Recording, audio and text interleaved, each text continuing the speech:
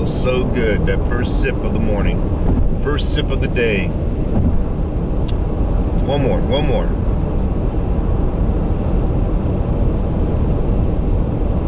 I can feel the blood starting to flow now. The energy returning to my body.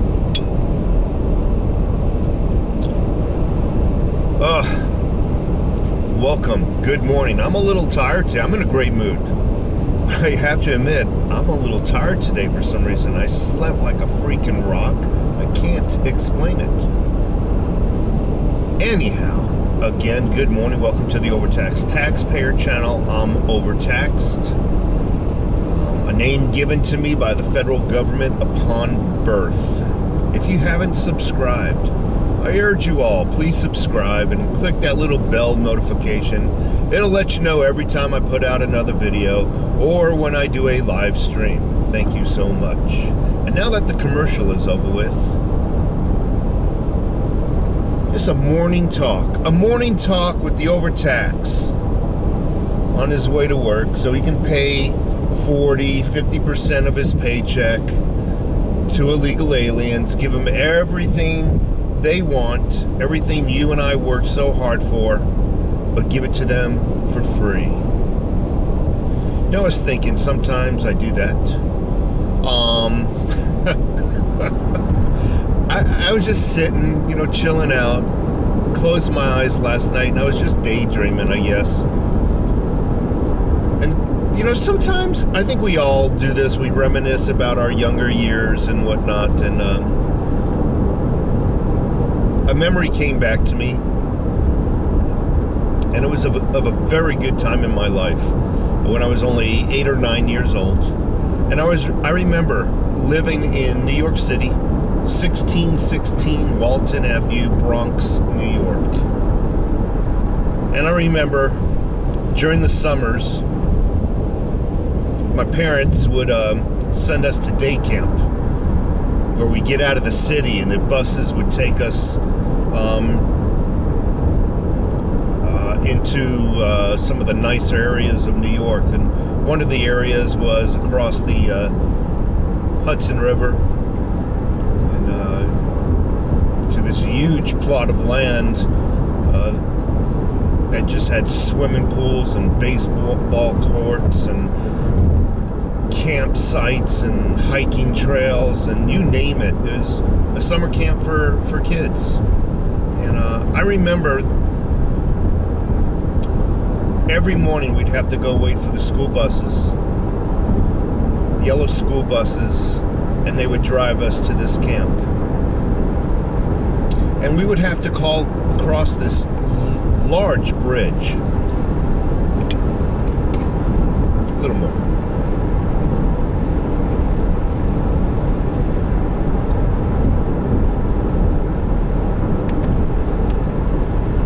Have to cross this large bridge to get across the Hudson River. At the time, the bridge was called the Tappan Zee Bridge. If you guys and gals take a look at some of the older pictures of the Tappan Zee Bridge, T-A-P-P-E-N-Z-E-E, 2 words, Tappan Zee Bridge, in the 70s. It's a very nice bridge, but no nicer than some of the others that are around. It just that I happened to travel across it every day for about 2 years during the summer times. The bridge was, I guess, in the late 80s, perhaps early 90s. The bridge was rebuilt and renamed after a pervert, after a corrupt politician, after somebody who molested many women. You didn't know that this story would take a turn like that, did you? His name was Andrew Cuomo. It's now known as the Cuomo Bridge, I think. And I don't know why these thoughts go through my mind. Such a beautiful, something beautiful is now named after a corrupt, evil, woman-abusing politician. And even though he was told to resign, he got basically outed with dishonorable discharge, metaphorically speaking. All the monuments in these politicians' names stay. It blows my mind that now he has a monument, this animal, this disgusting abuser of women has a monument that'll go on forever in his name. Just weird thoughts. Just food for thought. Anyhow, I get a lot of emails pertaining to taking the jab. And one of the main questions is, do I think it was purposefully designed to kill off mankind or whatever? I can't say that I believe that. I don't believe in that theory. I believe there's so many other avenues that they can do that if they wish. Your water supply, your multivitamins, the milk that you might drink every morning, the food. So I don't think they would, if somebody had a plan to kill off half the human population, they would do it under such a large audience, such as this jab. That's just my opinion. Now on the flip side, yes, this jab has some bad side effects. So I can't deny that, but you know, I mean, anything that is made, I think, is going to have an adverse effect on some people. Given that, I do not plan on taking it.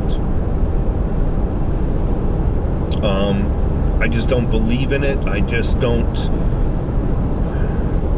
don't believe in the idea of being forced something. You know, these people fought tooth and nail for a woman's rights to their body and do what they want. Though they're trying to tell me I have no rights with my body.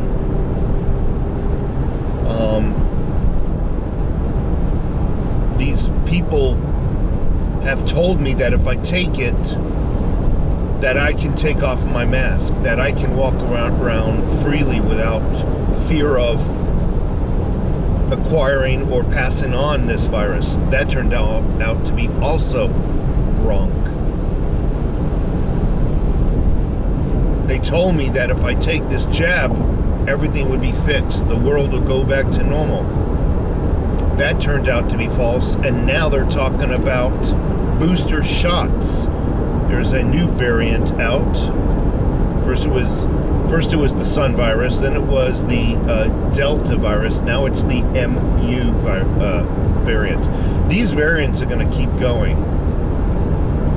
And if they allow, now let me say this again, if they force you to take this shot, that means they can tell you need to take every booster shot that comes along. You're not opening up yourself to this jab. You're opening yourself up to every variant that comes along, and it's booster combatant.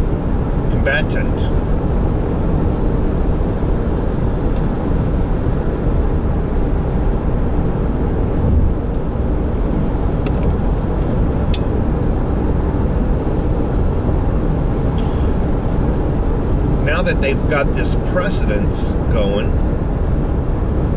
what's to say, well, next year, the flu. This is a dangerous flu. This one's killed 2 more people than last year's. We're going to mandate a flu now. Oh, and now we're going to mandate all its boosters. And it just keeps going on and on and on.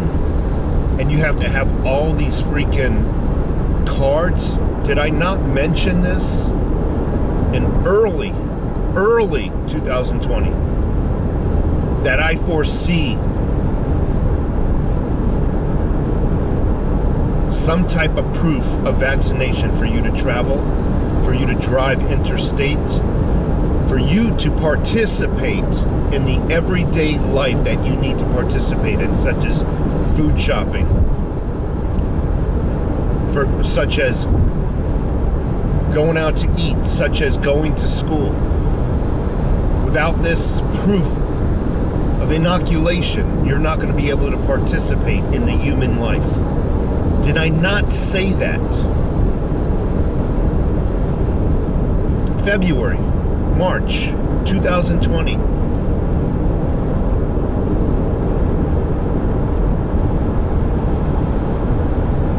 And then they will force you to take every other variant for every other cold and flu bug that they deem that you need to keep society safe, obviously. Now, I think overall that can have an adverse effect on the life of mankind. Yes, I do. But then that gives power to the pharmaceuticals, who then go into business with places like those China labs. You make this, we pay you X amount of dollars, we'll make this off of the booster shots, or we'll make this off of the new vaccine to the X-ray virus or whatever new virus they come up with. I think this opens up the Pandora's box, where pharmaceuticals, who all they're in business for is to sell a pill or sell a drug, now have the ability to go into business, have a lab create whatever, just so they can come out with the solution. That is horrific. And who's to say that hasn't been happening behind the scenes? I don't know. That could have been what happened. Maybe this China virus is the first one. Maybe this 19 virus is the first one. I don't know. Anyway, folks, I think I said my piece. If you haven't subscribed, please do so. Click the little bell icon, the notification that lets you know every time I put out a video. On my way to work with a cup of joe. Take care.